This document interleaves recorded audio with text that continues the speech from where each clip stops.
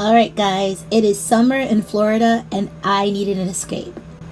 Do you need one too? Well, stay tuned. I sincerely shopped all over Amazon, Walmart.com, etc. I found a way too brief video online on how to build a pallet pool and I was intrigued.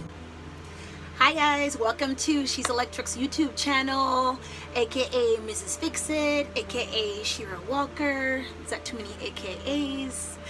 First of all, like and subscribe, guys. I'm trying to get to 1,000 subscribers so YouTube can start writing me a check. Help a sister out. But if not, no pressure, just so you know. You can also buy me a coffee, and soon to come exclusive content on Patreon. This channel is all about showing you guys how to do things. If there's something in particular you want to see a video about, let me know below. Any questions, comments, that's what I'm here for. So I hope you enjoy the video. Bye.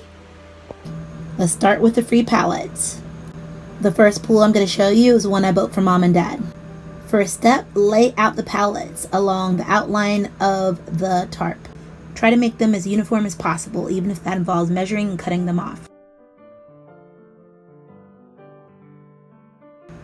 Tie them all together with 2x4s and screws. Lots of screws.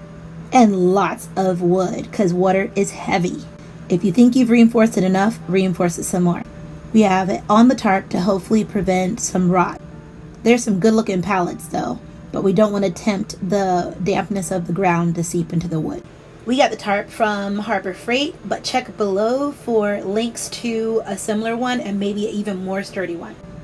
Lay the tarp inside your frame loosely, because as the water fills it up, it's going to put pressure on the wood.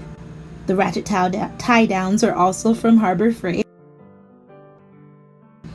They wrap around the wood and the tarp to hold it in place as the water fills it and weighs it down. So refreshing, just have to wait for it to refill.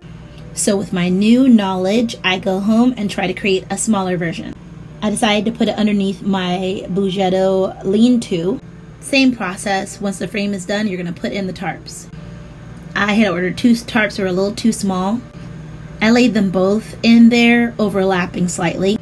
Then I got this thick plastic, as recommended by a neighbor, to fill in the gaps. The plastic can be found in any painter section, usually used to keep splashes away. It was a perfect solution.